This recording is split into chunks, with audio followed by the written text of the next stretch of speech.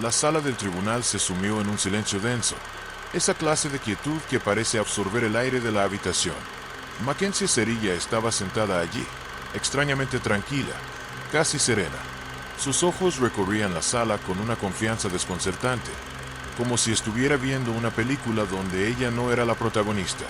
Había algo inquietante en esa tranquilidad, la forma en que se arreglaba el pelo, la forma en que respiraba lentamente, como si todo este circo judicial fuera solo una molestia pasajera en su vida adolescente. Ella realmente creía que dejaría esto libre, que volvería a casa, a su cama, a sus redes sociales, a su vida normal de 17 años.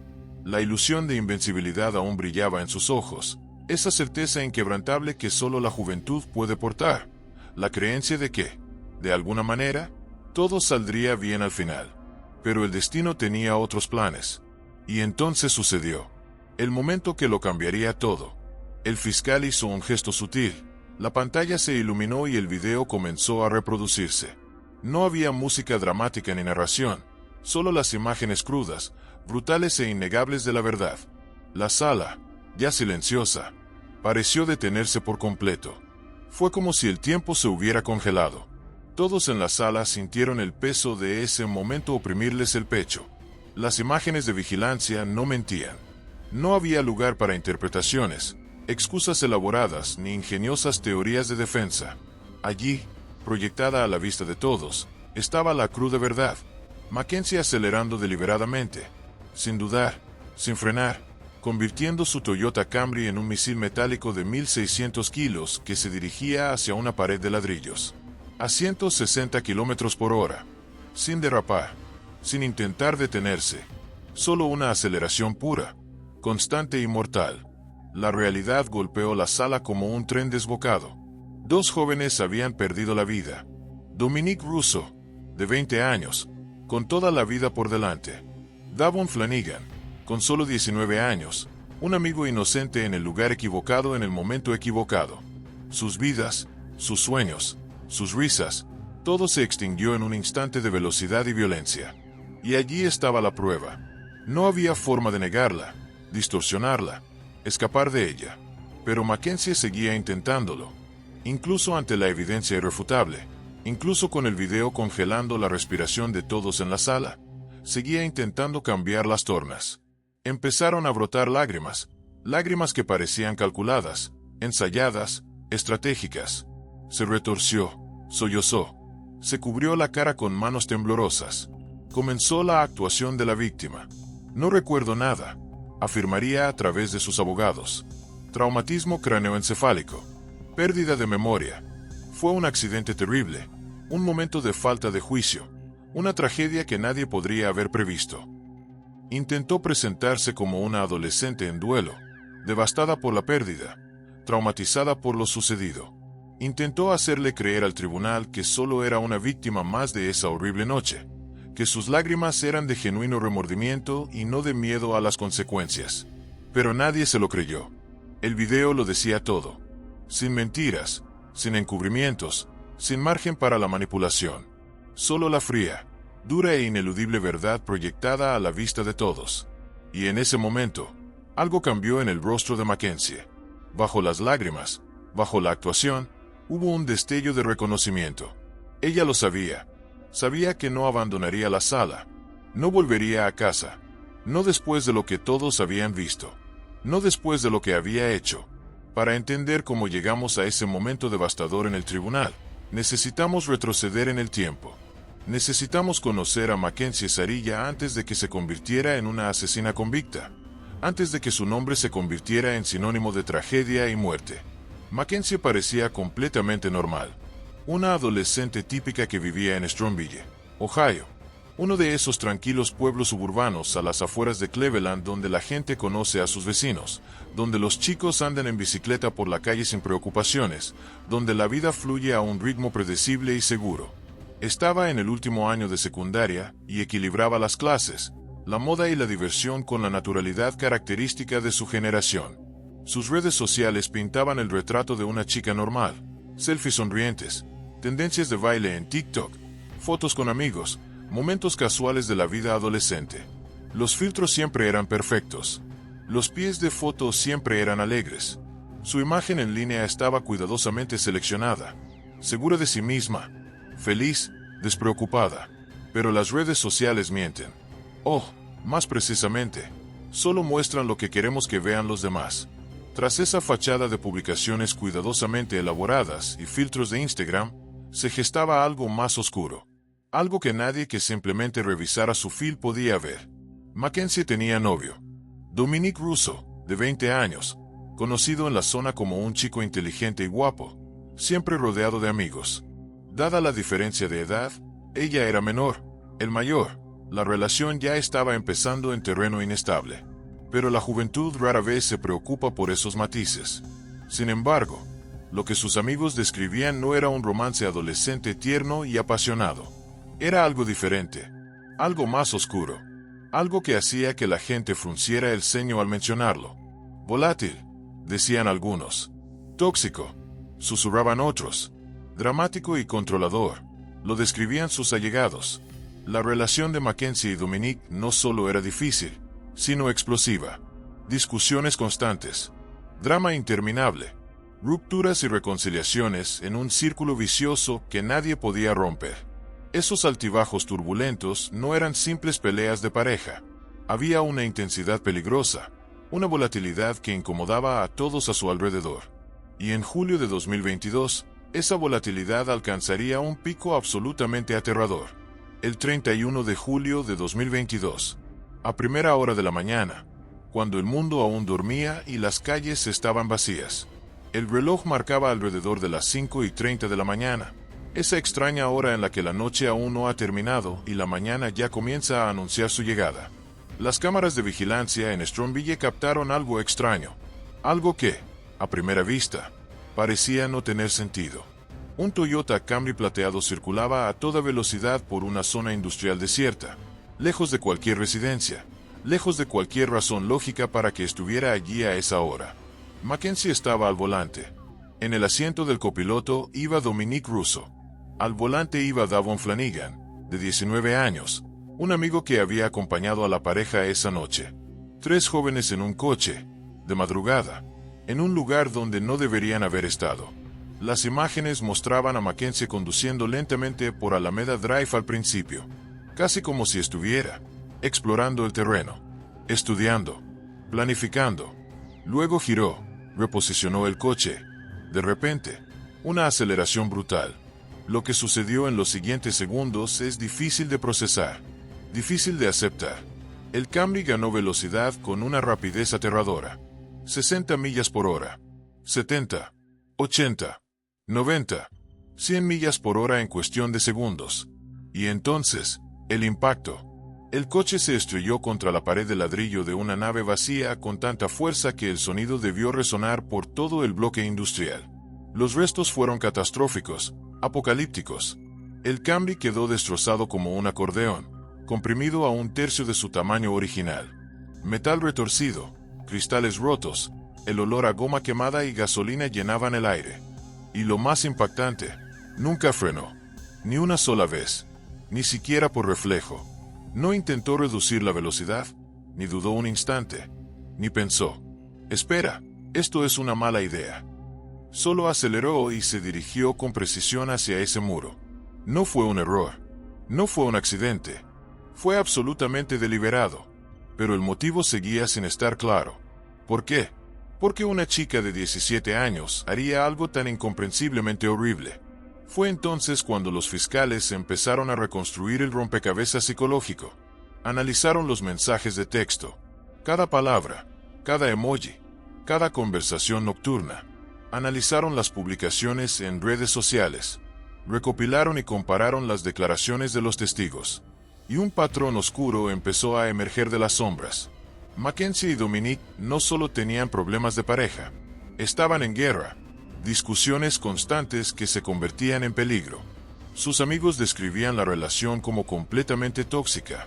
No solo difícil, no solo dramática, sino fundamentalmente insalubre y peligrosa.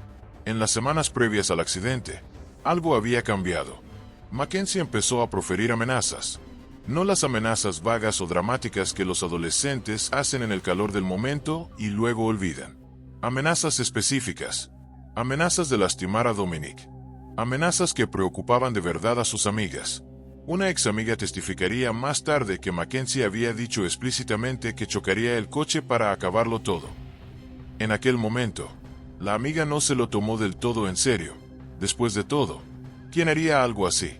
Pero esas palabras volverían para atormentarla, resonando en su mente con el horrible peso de una profecía cumplida. Lo decía literalmente. No estaba siendo dramática. No exageraba. Estaba compartiendo un plan. Durante la investigación, las autoridades descubrieron algo que transformó por completo la naturaleza del caso. Algo que lo transformó de un posible accidente trágico a algo mucho más siniestro. Las imágenes de vigilancia de días antes del incidente mostraban a Mackenzie conduciendo exactamente por el mismo lugar, siguiendo la misma ruta, recorriendo el mismo camino, como si estuviera explorando, practicando. Prueba. Los investigadores lo describirían más tarde como una prueba de manejo. Las palabras son frías y clínicas, pero lo que implican es absolutamente aterrador. No fue una decisión impulsiva tomada en el calor de una discusión. No fue un momento de ira descontrolada. Fue algo más deliberado, más calculado, más despiadado. Era un plan. Las imágenes se convirtieron en una prueba crucial, revelando que Mackenzie no se estrelló contra la pared en un momento de furia ciega. Lo había planeado, había explorado el terreno, había elegido el lugar, había calculado el momento. Ese video pintó una imagen de premeditación, una palabra que lo cambiaría todo en el tribunal. Uno de los momentos más desgarradores de todo este caso se produjo cuando la policía llamó a la puerta de la madre de Dominic Russo.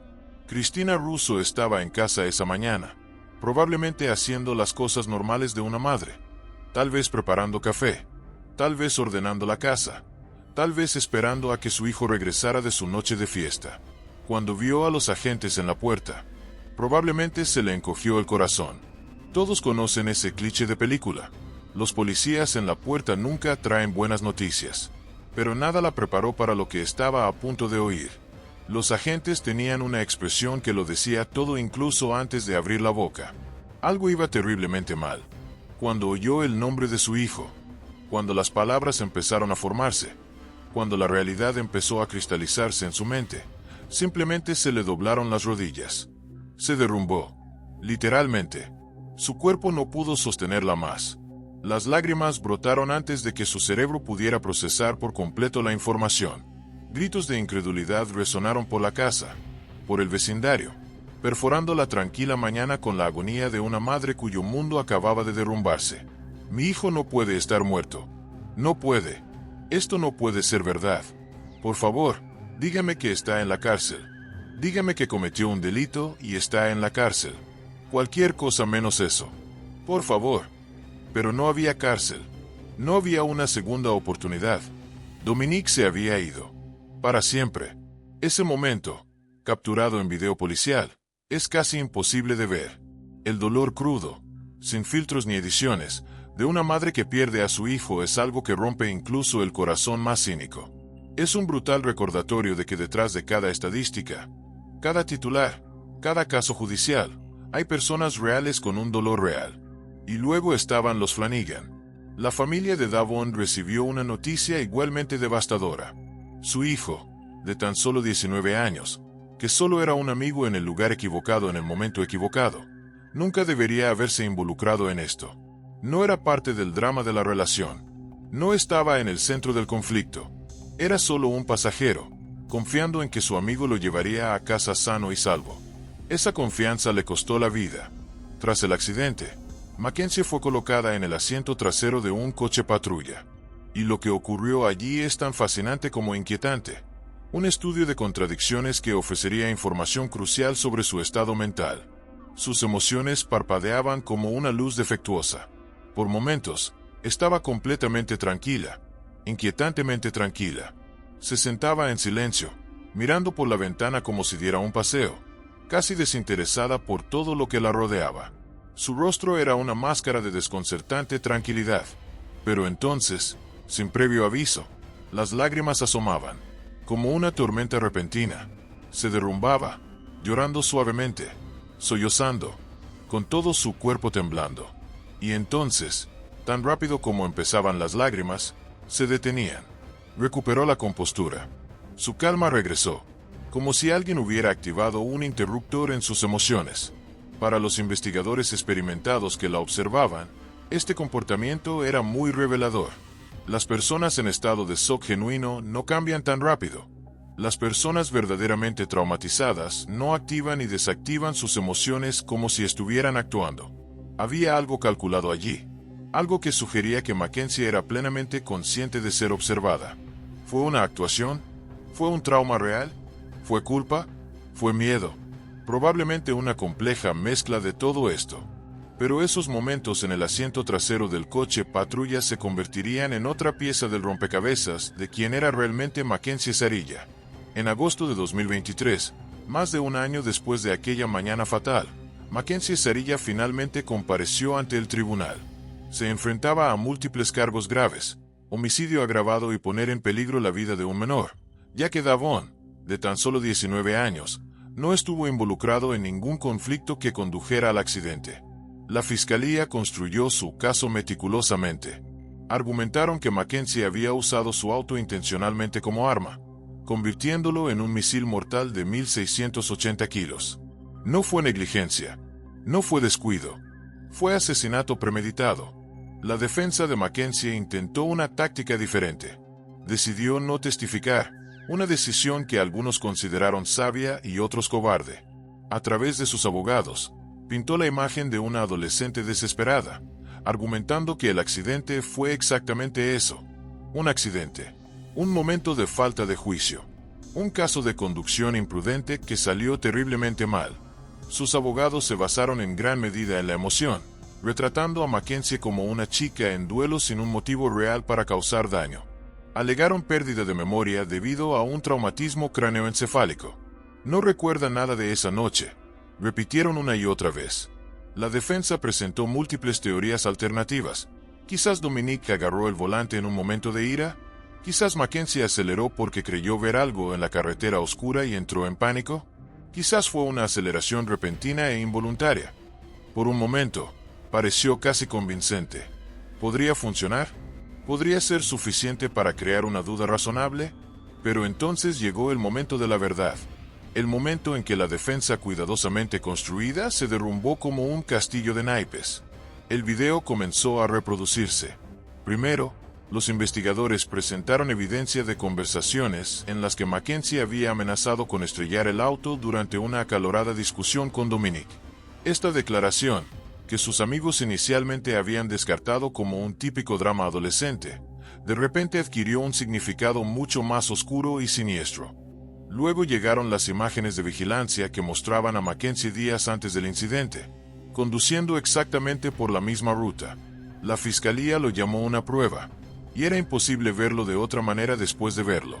Claramente conocía ese lugar, lo había elegido, había planeado usarlo. Y finalmente, el video más devastador de todos, la noche del accidente. La cámara lo capturó todo con un detalle insoportable. Ni rastro de frenado, ni vacilación, solo una línea recta, una aceleración constante, un impacto brutal contra esa pared de ladrillos. La sala del tribunal quedó en completo silencio. Se podía oír caer un alfiler. La historia que Mackenzie y sus abogados habían intentado contar, de un trágico accidente, de pérdida de memoria, de circunstancias ajenas a su control, se desmoronó por completo ante esas imágenes irrefutables. La caja negra no mentía. Los datos de vigilancia no mentían. Las propias palabras de Mackenzie, documentadas por amigos en las semanas anteriores, no mentían. Todo apuntaba a la misma conclusión ineludible. Este fue un juicio sin jurado, lo que significa que no hubo jurado. La jueza Nancy Margaret Russo decidiría por sí sola el destino de Mackenzie. Y el 14 de agosto de 2023, ese destino quedó sellado con palabras que resonarían para siempre en la vida de todos los involucrados. Culpable de todos los cargos. La voz de la jueza Russo fue firme al pronunciar el veredicto. Declaró que Mackenzie había actuado con un propósito claro e intención deliberada, acelerándose hacia ese muro como si estuviera en una misión asesina. No hubo ninguna falla mecánica, no hubo ninguna emergencia médica, solo un acto deliberado para acabar con dos vidas. Las palabras de la jueza fueron mesuradas pero devastadoras. Este juicio es la culminación de las decisiones tomadas por una sola persona, la acusada. Esas decisiones alteraron para siempre el futuro de 3 familias, y también el tuyo, Mackenzie. Tus decisiones privaron para siempre a Dominique y Davon del futuro que les esperaba. Continuó, con la voz cargada del peso de la tragedia. Si hay algo que se puede sacar de este caso, por doloroso que sea, es esto. Cada decisión que tomamos importa. Cada acción que realizamos importa, independientemente de si la decisión es buena o mala, o si las acciones son buenas o no. El resultado es el mismo. La totalidad de las pruebas demuestra claramente que Mackenzie Sarilla actuó de forma deliberada e intencionada en la madrugada del 31 de julio de 2022. Y entonces llegó la sentencia, que cortó el aire como una cuchilla. Sus acciones fueron controladas, metódicas, deliberadas, intencionales y deliberadas. Esto no fue conducción temeraria. Esto fue asesinato. La palabra asesinato quedó suspendida en el aire. No homicidio involuntario, no negligencia, asesinato, premeditado, calculado, ejecutado con intención letal. Se dictó la sentencia, 2 cadenas perpetuas, a cumplir consecutivamente, con posibilidad de libertad condicional después de 15 años. Mackenzie Sarilla, que solo tenía 19 años, pasaría al menos los siguientes 15 años tras las rejas. Y fue en ese momento que la realidad finalmente, brutalmente, golpeó a Mackenzie como un maremoto que aplasta un castillo de arena. Toda su compostura, toda su confianza, toda su certeza de que, de alguna manera, todo saldría bien, se evaporó en un instante. Se derrumbó. Sollozos incontrolables sacudieron su cuerpo. Ya no era la adolescente tranquila y segura. Ya no era la chica que creía poder salirse con la suya. Solo una joven que enfrentaba la devastadora magnitud de las consecuencias de sus actos. Las lágrimas llenaron la habitación, pero estas eran diferentes de las lágrimas performativas de antes. Eran lágrimas de verdadera comprensión. La comprensión de que no volvería a casa, de que su vida, tal como la conocía, había terminado, de que los siguientes 15 años, al menos, los pasaría en una celda. La misma confianza que había mantenido durante tanto tiempo, apoyándose en la idea de que su defensa la exoneraría, ahora estaba completamente destrozada. Estaba paralizada por la conmoción. Su rostro era una máscara de incredulidad y horror. Pero las lágrimas más significativas en esa sala no eran las de Mackenzie. Eran las de las familias de las víctimas, familias que habían perdido a sus hijos, a sus hermanos, a sus amigos para siempre. La madre de Davon Flanagan habló entre lágrimas. Estoy devastada por la pérdida de Dave. El mundo ha perdido a un hombre verdaderamente especial. La familia de Dominique Russo, aún procesando la traición de alguien a quien habían acogido como familia, expresó su dolor. Ella era parte de nuestra familia. La amábamos. Y, sin embargo, ella es la razón por la que mi hijo se fue. El juez ofreció palabras que reconocieron la tragedia en su totalidad. Agradezcan que aún estén vivos y tengan un futuro, sea cual sea. A Dominique y a Davon les robaron su futuro, sus esperanzas y sus sueños. Estas palabras tuvieron un peso inmenso. Mackenzie aún tenía. Algunas canciones fueron compiladas por Mackenzie. Presentaban a una adolescente cuya vida estaba completamente fuera de control. Una chica atrapada en una relación tóxica que la llevó a un acto de desesperación inimaginable. Ella también es una víctima, argumentaban algunos. Víctima de sus propias emociones descontroladas, de una relación abusiva, de una juventud que se suponía incapaz de manejar sentimientos intensos. Otros lo veían de una manera muy diferente, como una calculadora manipuladora, alguien que había orquestado cuidadosamente un asesinato e intentó dañar a la víctima cuando se asumió la verdad. Ella está planeando esto, insistían. Las pruebas son claras.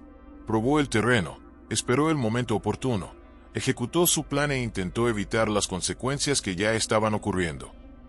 El debate refleja preguntas más amplias sobre la responsabilidad, la juventud, las relaciones tóxicas y la línea entre la acción impulsiva y la premeditación calculada. ¿Dónde ponemos el límite? Cuando la desesperación emocional se convierte en una excusa, cuando la edad deja de ser un factor atenuante. No había respuestas fáciles, opiniones apasionadas de ambos partidos. para las familias de las víctimas, en el centro de debate. Solo hubo dolor, un dolor que nunca sana, con el que solo uno aprende a vivir con el paso de los años. La madre de Dominique Russo guardará para siempre el recuerdo de aquella mañana en que la policía llamó a su puerta. Ese momento en que su mundo se derrumbó. La sensación de las ruedas cediendo, de sus gritos resonando llamando al vehículo. Ningún sistema judicial podría devolverle la vida a su hijo. Ningún veredicto podría llenar el vacío de su corazón. La familia de Davon Flanagan lidió con el dolor y una mayor complejidad. Su esposa no tuvo nada que ver con el drama de la relación. Era solo un amigo inocente que confió en la persona equivocada. Se subió a ese coche pensando que sería una noche mejor con amigos. Nunca imaginé que sería su última noche en la tierra. Nunca debí haber estado allí, le dije a mi madre entre canciones. Era solo un chico dulce que quería pasar tiempo con sus amigos. Ahora se ha ido. Para siempre. El peso de esta pérdida es algo que ninguna familia debería tener que soportar. El dolor de enterrar a un hijo, de ver todo un futuro evaporarse en un momento de violencia, de vivir cada día sabiendo que este lugar en la mesa permanecerá vacío para siempre. Los años pasarán. La vida continuará, como siempre.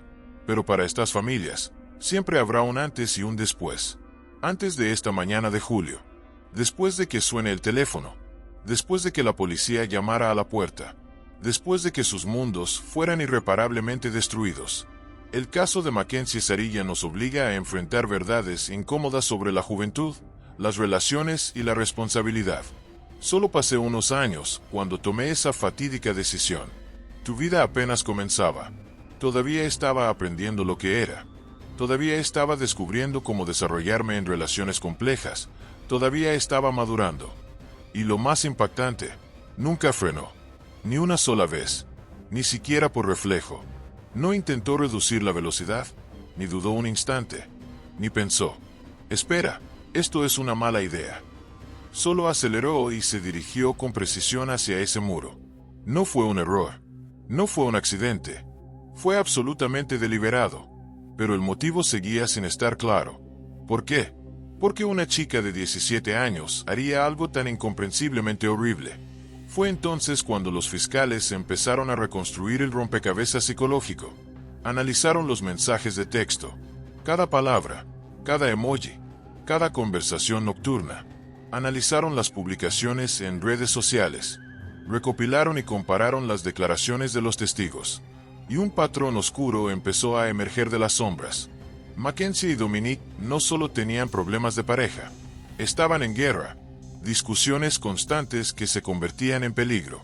Sus amigos describían la relación como completamente tóxica, no solo difícil, no solo dramática, sino fundamentalmente insalubre y peligrosa. En las semanas previas al accidente, algo había cambiado. Mackenzie empezó a proferir amenazas. No las amenazas vagas o dramáticas que los adolescentes hacen en el calor del momento y luego olvidan. Amenazas específicas. Amenazas de lastimar a Dominique. Amenazas que preocupaban de verdad a sus amigas. Una ex amiga testificaría más tarde que Mackenzie había dicho explícitamente que chocaría el coche para acabarlo todo. En aquel momento, la amiga no se lo tomó del todo en serio. Después de todo, ¿quién haría algo así? Pero esas palabras volverían para atormentarla, resonando en su mente con el horrible peso de una profecía cumplida. Lo decía literalmente. No estaba siendo dramática. No exageraba. Estaba compartiendo un plan. Durante la investigación, las autoridades descubrieron algo que transformó por completo la naturaleza del caso. Algo que lo transformó de un posible accidente trágico a algo mucho más siniestro. Las imágenes de vigilancia de días antes del incidente mostraban a Mackenzie conduciendo exactamente por el mismo lugar, siguiendo la misma ruta, recorriendo el mismo camino, como si estuviera explorando, practicando. Prueba. Los investigadores lo describirían más tarde como una prueba de manejo. Las palabras son frías y clínicas, pero lo que implican es absolutamente aterrador. No fue una decisión impulsiva tomada en el calor de una discusión. No fue un momento de ira descontrolada. Fue algo más deliberado, más calculado, más despiadado. Era un plan. Las imágenes se convirtieron en una prueba crucial, revelando que Mackenzie no se estrelló contra la pared en un momento de furia ciega. Lo había planeado, había explorado el terreno, había elegido el lugar, había calculado el momento. Ese video pintó una imagen de premeditación, una palabra que lo cambiaría todo en el tribunal. Uno de los momentos más desgarradores de todo este caso se produjo cuando la policía llamó a la puerta de la madre de Dominique Russo. Cristina Russo estaba en casa esa mañana, probablemente haciendo las cosas normales de una madre, tal vez preparando café, tal vez ordenando la casa, tal vez esperando a que su hijo regresara de su noche de fiesta. Cuando vio a los agentes en la puerta, probablemente se le encogió el corazón. Todos conocen ese cliché de película. Los policías en la puerta nunca traen buenas noticias. Pero nada la preparó para lo que estaba a punto de oír. Los agentes tenían una expresión que lo decía todo incluso antes de abrir la boca. Algo iba terriblemente mal. Cuando oyó el nombre de su hijo, cuando las palabras empezaron a formarse, cuando la realidad empezó a cristalizarse en su mente, simplemente se le doblaron las rodillas. Se derrumbó. Literalmente. Su cuerpo no pudo sostenerla más. Las lágrimas brotaron antes de que su cerebro pudiera procesar por completo la información. Gritos de incredulidad resonaron por la casa, por el vecindario, perforando la tranquila mañana con la agonía de una madre cuyo mundo acababa de derrumbarse. Mi hijo no puede estar muerto. No puede. Esto no puede ser verdad. Por favor, dígame que está en la cárcel. Dígame que cometió un delito y está en la cárcel. Cualquier cosa menos eso. Por favor. Pero no había cárcel. No había una segunda oportunidad. Dominique se había ido. Para siempre. Ese momento, capturado en video policial, es casi imposible de ver. El dolor crudo, sin filtros ni ediciones, de una madre que pierde a su hijo es algo que rompe incluso el corazón más cínico. Es un brutal recordatorio de que detrás de cada estadística, cada titular, cada caso judicial, hay personas reales con un dolor real. Y luego estaban los Flanagan.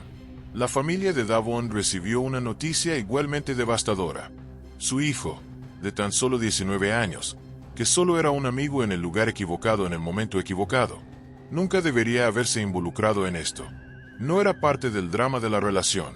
No estaba en el centro del conflicto. Era solo un pasajero, confiando en que su amigo lo llevaría a casa sano y salvo. Esa confianza le costó la vida. Tras el accidente, Mackenzie fue colocada en el asiento trasero de un coche patrulla. Y lo que ocurrió allí es tan fascinante como inquietante. Un estudio de contradicciones que ofrecería información crucial sobre su estado mental.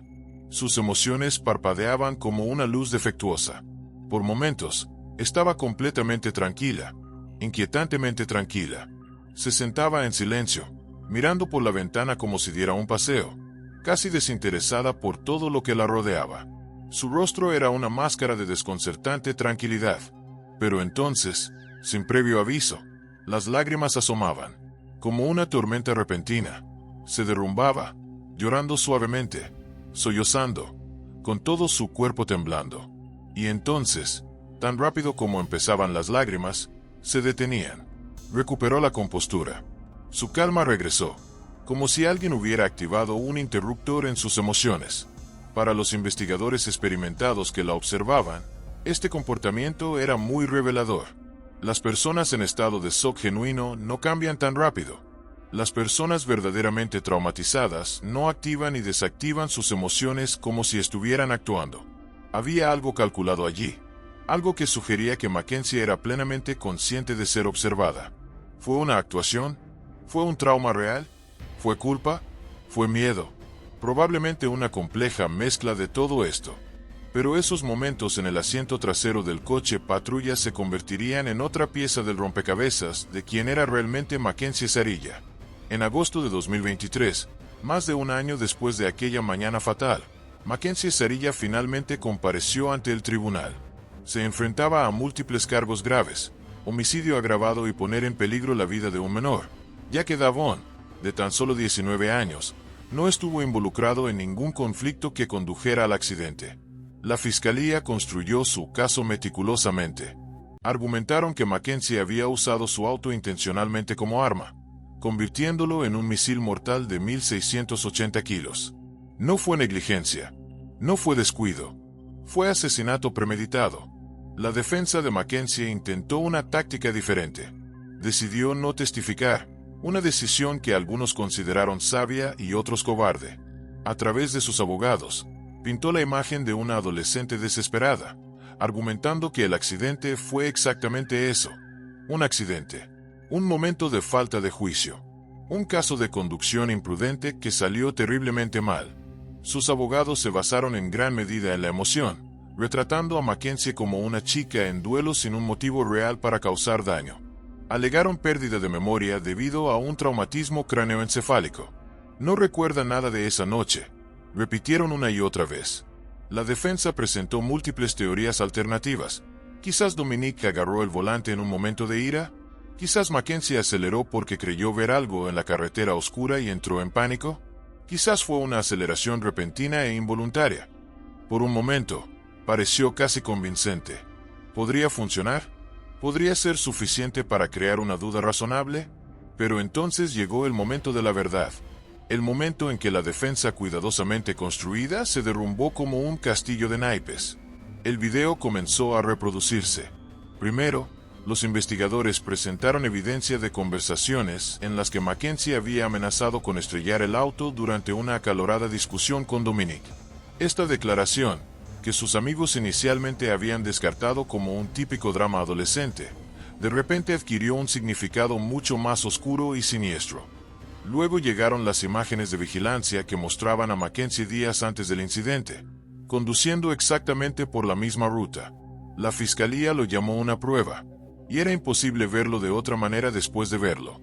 Claramente conocía ese lugar, lo había elegido, había planeado usarlo. Y finalmente, el video más devastador de todos, la noche del accidente. La cámara lo capturó todo con un detalle insoportable. Ni rastro de frenado, ni vacilación, solo una línea recta, una aceleración constante, un impacto brutal contra esa pared de ladrillos. La sala del tribunal quedó en completo silencio. Se podía oír caer un alfiler. La historia que Mackenzie y sus abogados habían intentado contar, de un trágico accidente, de pérdida de memoria, de circunstancias ajenas a su control, se desmoronó por completo ante esas imágenes irrefutables. La caja negra no mentía. Los datos de vigilancia no mentían. Las propias palabras de Mackenzie, documentadas por amigos en las semanas anteriores, no mentían. Todo apuntaba a la misma conclusión ineludible. Este fue un juicio sin jurado, lo que significa que no hubo jurado. La jueza Nancy Margaret Russo decidiría por sí sola el destino de Mackenzie.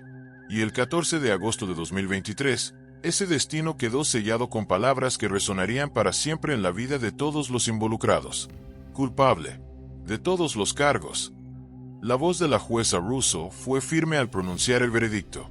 Declaró que Mackenzie había actuado con un propósito claro e intención deliberada, acelerándose hacia ese muro como si estuviera en una misión asesina. No hubo ninguna falla mecánica.